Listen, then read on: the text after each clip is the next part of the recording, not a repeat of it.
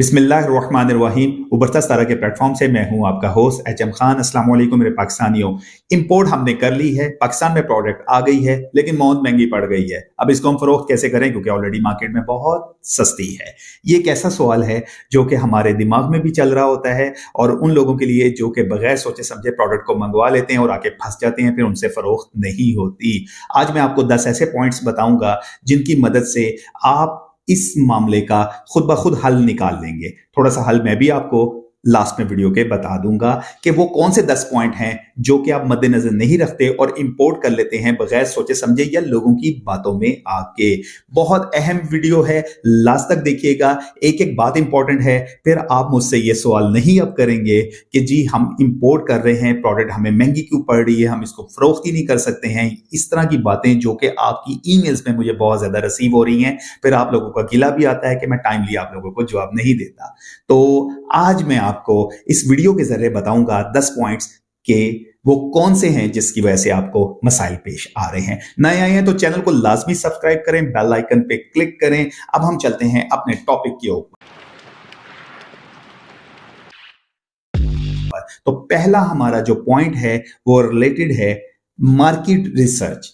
हमने market research proper नहीं की होती है। हम सिर्फ अपने एक शहर तक महदूद होते हैं या एक इलाके तक महदूद होते हैं। हम ये देखते हैं कि ये चीज इंपोर्ट हुई हुई है और इसको बहुत बचत हो रही है, खुद से ही आइडिया लगा लेते हैं, अजम्पशन कर लेते हैं। और याद रखिएगा, जिसने अगर खुद इंपोर्ट की हुई है वो आपको सही मालूमात नहीं देगा। वो तो आपको ये बताएगा जी मुझे बड़ी महंगी पड़ी है, मैं फिर भी फरोख्त कर रहा हूं।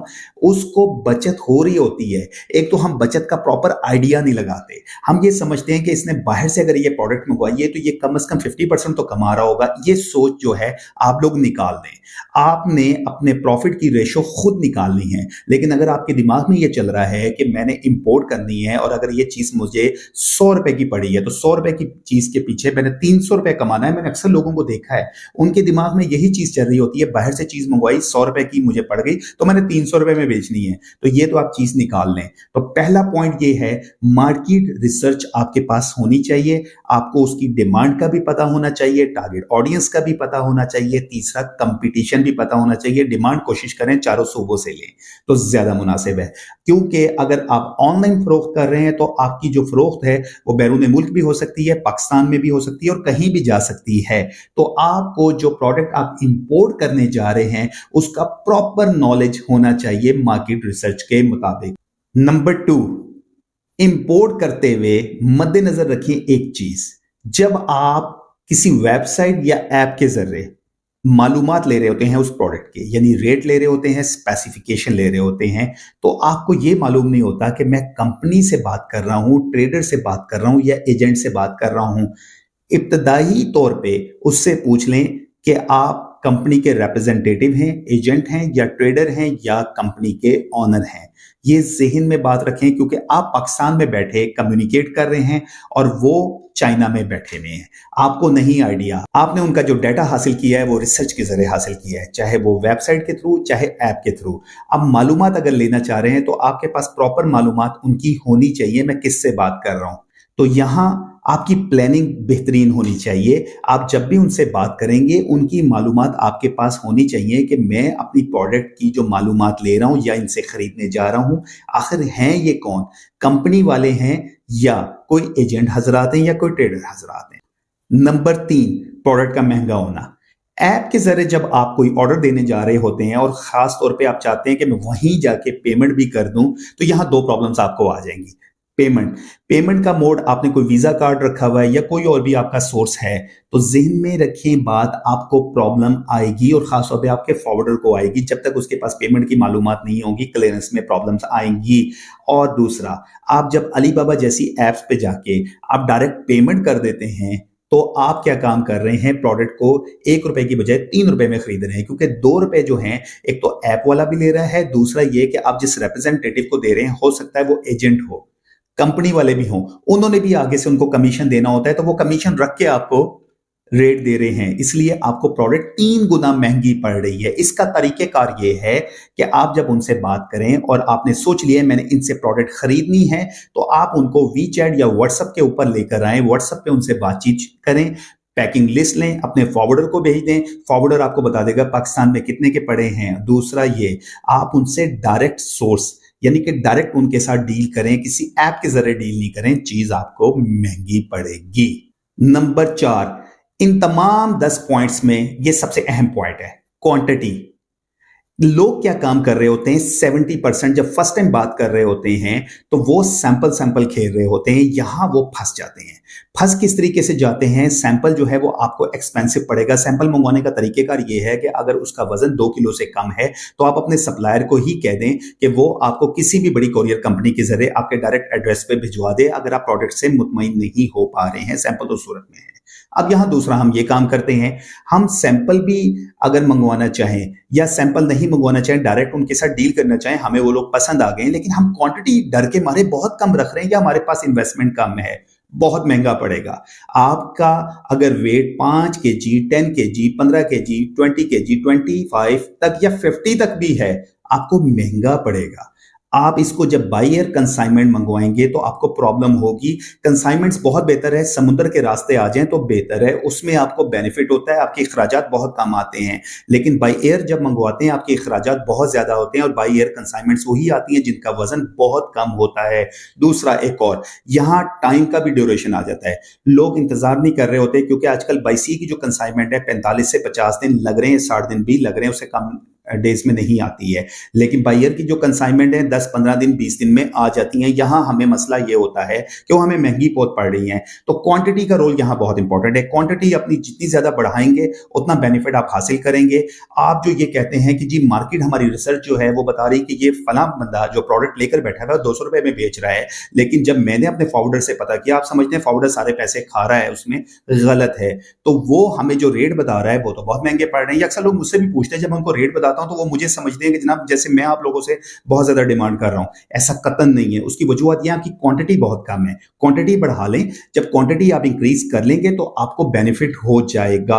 अच्छा, यहां एक और भी चीज रोल होता है, वो है एचएस कोड। आपका क्या है, एचएस कोड भी आपको बताएगा। मैं आगे चल के इस सिलसिले में भी आपको बात बताऊंगा कि इसका फिर तरीकेकार क्या है और उसमें हमने इसकी सोल्यूशन क्या लेकर आनी है। जो हमारा अगला पॉइंट है उसका ताल्लुक क्वालिटी स्टैंडर्ड से है।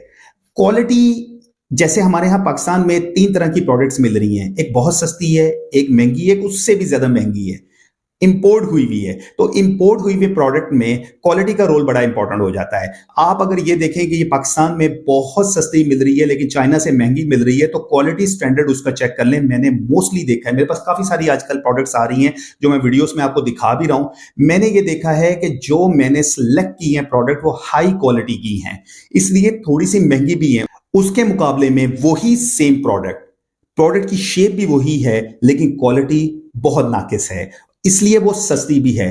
क्वालिटी के बारे में भी आपने जिनसे खरीदनी है अच्छे तरीके से अंदाजा लगा लेना है। अगर बहुत आला क्वालिटी होगी उसका रेट भी ज्यादा होगा, बहुत नाकिस क्वालिटी होगी तो उसका रेट बहुत कम होगा, और कोई दरमियान में अगर बता रहा होगा तो उसका रेट भी क्वालिटी के एन मुताबिक होगा। तो ये चीज आपने रखनी है, आपको अपनी प्रोडक्ट की क्वालिटी का पता होना होगा। हमारा जो 6 नंबर का पॉइंट है उसका ताल्लुक ही पेमेंट से है। करेंसी कन्वर्ट हो रही होती है। जब करेंसी कन्वर्ट हो रही होती है तो हम क्या काम करते हैं, मसलन आज हमने उनसे बातचीत कर ली, उन्होंने हमें रेट दे दिया, चाइनीज युआन में दे दिया या डॉलर में दे दिया। हम क्या कर रहे होते हैं, गूगल पे जाके उसको सर्च कर रहे होते हैं। गूगल का रेट आजकल के जो पाकिस्तान में हालात चल रहे हैं अप्लाई नहीं होता।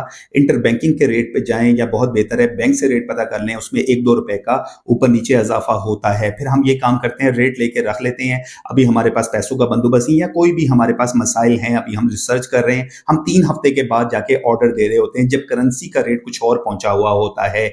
यहां भी हम लोग मार खा जाते हैं। नेक्स्ट जो प्रॉब्लम्स आती हैं वो ये कि हम उस टाइम ही फॉरवर्डर से रेट ले लेते हैं, और जब हमारी प्रोडक्ट पहुंच रही होती है, फॉरवर्डर ने आपको रेट दिया होता है, अब उस टाइम के हालात पोर्ट के ऊपर क्या चेंज हुए हुए हैं, उसके खर्चा ज्यादा आ रहा है, या जो आपने रेट की सही तरीके से कैलकुलेशन नहीं की होती, आपको एक्सपेंसिव पड़ जाती है।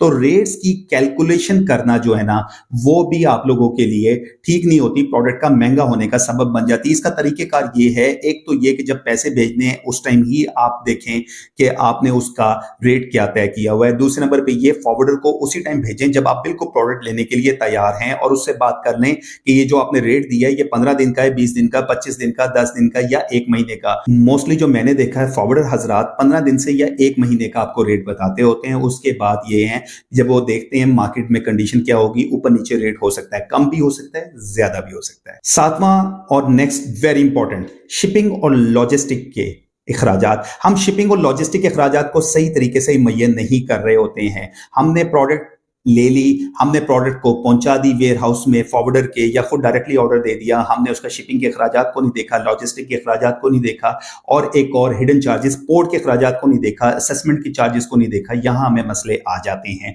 इसके लिए आपका फॉरवर्डर ही आपकी मदद कर सकता है। उससे बातचीत इसमें कर लें कि वो प्रोडक्ट वाइज आपसे रेट लेगा या आपको किलो के हिसाब से आपसे रेट देगा। नंबर 8वां, सप्लाई चेन डिस्ट्रीब्यूशन। देखिए सप्लाई चेन डिस्ट्रीब्यूशन क्या होती है, प्रोडक्ट पसंद आ गई है, प्रोडक्ट का हमने उनको पैसे दे दिए, थोड़ी देर के बाद आपको आपका सप्लायर या जो भी एजेंट जिससे आप चीज परचेज करना जा रहे हैं वो आपको कहता है जी मैंने तो आपको फैक्ट्री प्राइस दिए थे, अब यहां से आपके वेयर हाउस का जो खर्चा आएगा वो भी आप उठाएंगे, ठीक, या एफओबी का पोर्ट का आपने दिया हुआ है वो भी आप इखराएंगे। सीआईएफ का होगा, सीआईएफ कंसाइनमेंट में तो बहुत आसान सा होता है कि वो आपको सीआईएफ के पैसे अलग से बता देते हैं, लेकिन एफओमी में और ईएक्सडब्ल्यू यानी एक्स फैक्ट्री रेट में आप लोग फंसते हैं। तो आपने जो भी चार्जेस लेने हैं उनको बता देना है कि जी चाइना के फलां शहर में आपने प्रोडक्ट देनी है मेरे फॉरवर्डर के वेयर हाउस में, उसके चार्जेस मुझे बताएं वहां तक पहुंचा के, ताकि मैं प्रोडक्ट के साथ उसको ऐड करूं।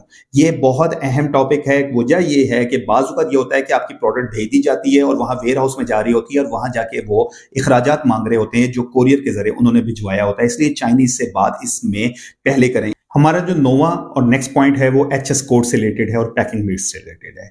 हम क्या काम करते हैं, जब हम उनसे बातचीत कर रहे होते हैं तो हमें एचएस कोड का ही नहीं पता होता।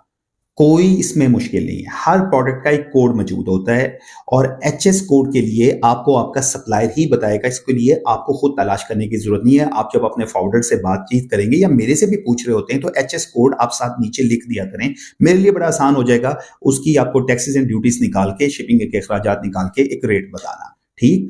अब आप एचएस कोड उनसे जब पूछेंगे तो उनसे साथ ही कहें कि इसकी पैकिंग लिस्ट बना के दे दें, बेहतर है। पैकिंग लिस्ट में वो आपको मुकम्मल मालूमात देंगे जिसमें सबसे अहम चीज होगी प्रोडक्ट की डिटेल होगी एचएस कोड के साथ, दूसरे नंबर पे उसका टोटल वजन होगा, तीसरा उसका टोटल सीबीएम होगा, टोटल वजन और टोटल सीबीएम। ये चीजें आपके पास होनी चाहिए। फॉरवर्डर को दें, वो आपको एग्जैक्ट पाकिस्तान में जो आपका इखराजात आएंगे वो निकाल के आपको दे देगा। तो पैकिंग लिस्ट आप साथ ही मुझे भी ईमेल कर दिया करें अगर आप मालूमात लेना चाह रहे हैं ये प्रोडक्ट मुझे पाकिस्तान में कितनी कॉस्ट कर जाएगी।